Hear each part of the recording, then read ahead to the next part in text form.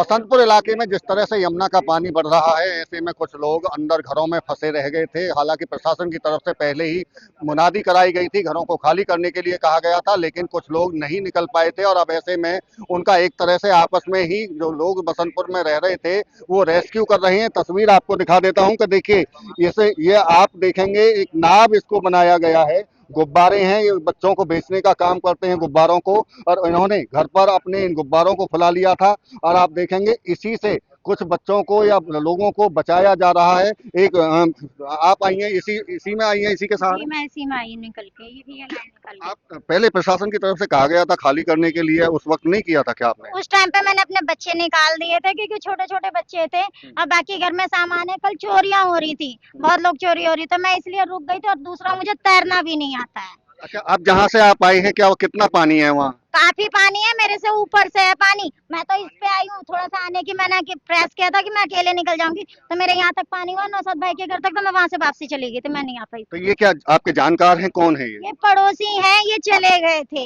इनका नंबर था।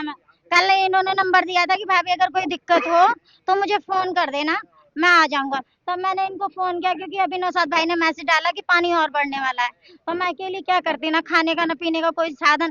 कहीं भी निकल जाए इंसान, अगर कैसे निकलेगा, कुछ साधन होगा तभी तो निकलेगा।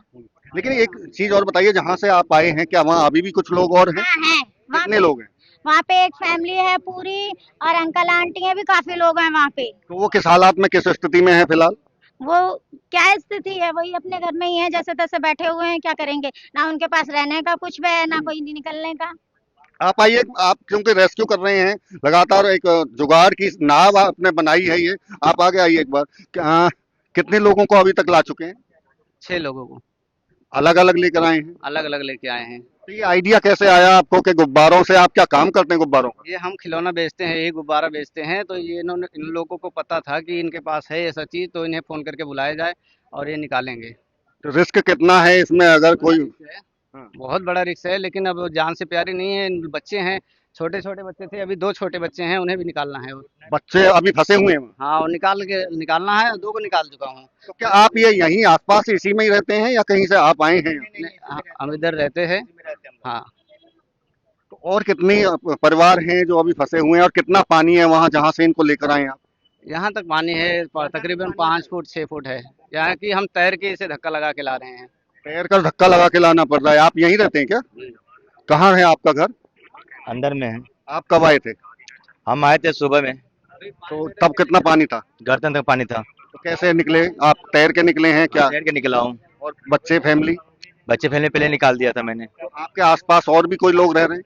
हाँ भाई, अब कोई नहीं रह रहा, सब निकल गए थे, कल ही हम निकल गए थे साढ़े साढ़े। अच्छा, हम्म। बिल्कुल। देखिए, ये तमाम जो लोग हैं, आप, मैं एक तस्वीर और आपको पीछे की दिखा देता हूँ, ये वही तमाम लोग हैं जो अपने घरों की तरफ अब टकटकी लगाकर देख रहे हैं और इंतजार इस बात का है कि जैसे ही यमुना का जल स्तर कम हो और उसके बाद में ये अपने घरों तक पहुंच सके, क्योंकि घरों को छोड़ना एक मुश्किल और एक बड़ा काम होता है। और ऐसे में केवल एक बार का नहीं, 2023 में भी ऐसी ही स्थिति इनके सामने आई थी, तब भी इन्हें अपने घर छोड़ने पड़े थे, सामान निकालना पड़ा था। एक बार फिर दोबारा से वही स्थिति 2025 में दिखाई दे रही है और तमाम लोग अपने घरों को छोड़ने के लिए मजबूर हुए हैं। और कहीं ना कहीं इनका दर्द भी इस बात को लेकर छलक रहा है कि ऐसे डूब क्षेत्र में उन्हें मकान दे दिए गए और उन्हें अब उनकी मजबूरी है कि ऐसी जगह पर उन्हें रहना पड़ता है, और जब भी बाढ़ की स्थिति होती है तो घरों को खाली करना पड़ता है। लेकिन सबसे बड़ी तस्वीर ये कि अभी भी कुछ लोग फंसे हुए हैं और उन्हें बाकायदा, देखिए, अब ये जो व्यक्ति जो लेकर आए थे एक महिला को, अब दोबारा जा रहे हैं। बताया जा रहा है कि 2 बच्चे और वहां फंसे हैं,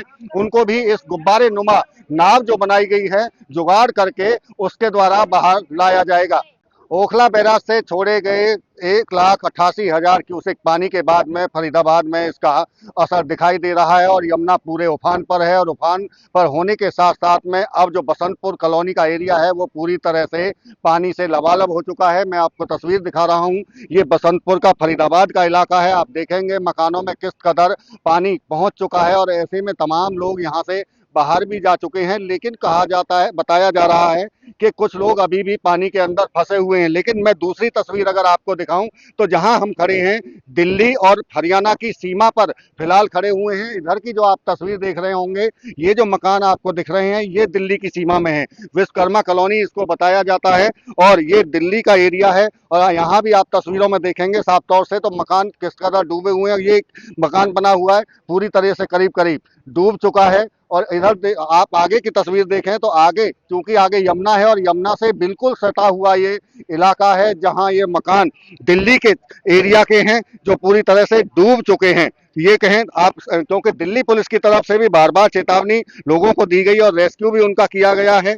और कुछ लोग देखिए, आप तस्वीरों में देखेंगे यहाँ से जो फंस गए थे या अगर अभी भी वहां रह रहे थे तो उनको वापस लाया जा रहा है। वो खुद भी वापस यहाँ वापस आ रहे हैं क्योंकि पानी के और बढ़ने की संभावनाएं जताई जा रही हैं। तो एक तरफ जहां दिल्ली के मकानों में भी पानी घुस चुका है तो वहीं फरीदाबाद की बसंतपुर कॉलोनी में इधर इस साइड में देखें, देखिए आप पूरी गली में देखें किस तरह से रौद्र रूप यमुना का, पूरी तरह से कॉलोनी में पानी भरा हुआ रौद्र रूप यमुना का। और 2 लाख के आसपास पानी का जो छोड़ा जाना है उसी का ये असर है। बताया जा रहा है कि इससे भी ज्यादा और पानी अगर आता है तो और ज्यादा नुकसान होने की आशंका। और इसी को देखते हुए तमाम लोग देखिए आप जो यहाँ खड़े हैं अपने मकानों को छोड़कर यहाँ आए हुए हैं और अब ये देख रहे हैं कि कोई ज्यादा नुकसान मकानों का ना हो। तो ये आप किस साइड में रह रहे हैं? इधर रह रहे हैं दिल्ली साइड में या इधर? कहाँ रह रहे हैं आप? इधर। तो कितना पानी है? पानी का कोई पता नहीं बता रहे, शाम तक और बढ़ेगा। तो आपका भी मकान पानी में? हाँ, पानी में तो डूबा हुआ है। कब कब छोड़ा था आपने? खाली कब किया था? खाली तो कल ही कर दिया हमने। अब देखने आए हैं, कुछ दिख रहा है यहाँ से कुछ? अब तो क्या पता बता रहे, शाम तक और पानी बढ़ेगा। तो चिंता भी और ज्यादा हो जाएगी। हाँ, तो है ही चिंता, पानी देखकर किसको चिंता नहीं तो होगी। आसपास के जो आपके घरों के आसपास और पड़ोसी होंगे, क्या वो भी बाहर आ गए? सब बाहर आ चुके हैं। लेकिन ये इधर से कौन है? फरीदाबाद साइड से? हरियाणा से आप है? आपका भी इधर मकान है? हाँ, मेरा मकान है ना। कहाँ है? मेरा ये मकान है, ये सामने वाला जो मकान है खाली कर दिया आपने? खाली कर दिया जी। तो ये हर बार इसी तरह से होता है क्या है? नहीं नहीं, ऐसा नहीं है, ऐसा है ये जो हथनीकुंड से जो पानी छोड़ा है, परसों से पानी छूटा है वहां से, ठीक है। और हथनीकुंड से छूटा है तो 118 गांवों को बहता हुआ आया पानी यहाँ पर परसों रात से। और कल पे पानी छोड़ा है, हर 1 घंटे के बाद इन्होंने 4 इंस्टॉलमेंट में पानी छोड़ा है। लगभग 15 लाख क्यूसेक के आसपास पानी छोड़ा है। हाँ, एक बार में 1,88,000 क्यूसेक पानी अभी लेटेस्ट में छोड़ा है। पहले छोड़ा 3,29,000 के बाद 3 लाख प्लस करके छोड़ा 4 बार। चलिए, तो कोई बात नहीं, उस पर हम नहीं जाते कितना छोड़ा है। आप बताइए यहाँ दिक्कतें कितनी हुई हैं अब? ना कोई दिक्कत नहीं हुई, प्रशासन आया, उसने खाली कराया, सब ने पूरी कॉलोनी का मकान खाली कर दिया सब। कुछ बता रहे हैं अभी भी कुछ रह गए हैं नहीं, लोग? कोई भी नहीं रहा, एक बंदा भी कॉलोनी में नहीं है। हमने देख रहे थे पीछे की साइड में अभी भी लोग निकल रहे थे। साइड में उधर रोड पक्का है, थोड़ा सा उधर से निकल जाते हैं। बहरहाल इधर से एक भी बंदा अंदर नहीं है, बाकी सब खाली करवा दिया प्रशासन ने। आप भी इधर ही रहते हैं कहीं? आप देखने आए हैं?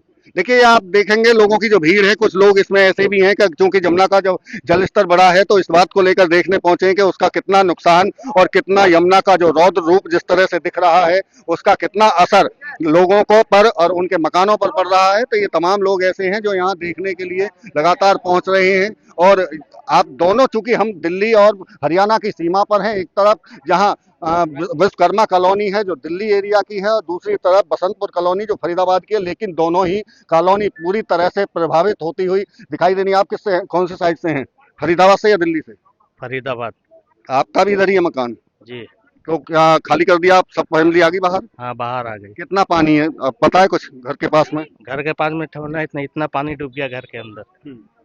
और जो आसपास के लोग हैं वो भी खाली कर चुके हैं? रात में ही खाली कर दिए सर। क्या प्रशासन क्या कह रहा है, कब तक पानी रहेगा, क्या स्थिति है? प्रशासन के कोई इंतजाम नहीं है, पब्लिक के खाना नहीं मिल रही है, पानी नहीं मिल रहा है, कोई बाहर में रोड पे रहने के लिए कोई इंतजाम नहीं है। नहीं, रोड पे नहीं, उनकी तरफ से ये कहना था कि कैंप बनाए गए हैं और कैंप में जाना है। नहीं है प्रशासन की तरफ से। अच्छा, आपको जानकारी नहीं कैंप कहाँ है कहाँ नहीं? नहीं है कि कैंप कहीं नहीं है। बिल्कुल, देखिए ये लोग वो हैं जो अपने घरों को छोड़कर बाहर सड़कों पर खड़े हैं और आप इंतजार इस बात का कर रहे हैं कि जैसे ही यमुना का जल स्तर कम हो और उनके घरों से पानी निकले तो वो अपने घरों में पहुंचे। लेकिन बड़ी मुश्किल ये कि जैसे ही ये पानी का बढ़ना शुरू हुआ, इन्होंने घर अपने खाली करे और अब सड़कों पर रहकर अपना गुजारा कर रहे हैं।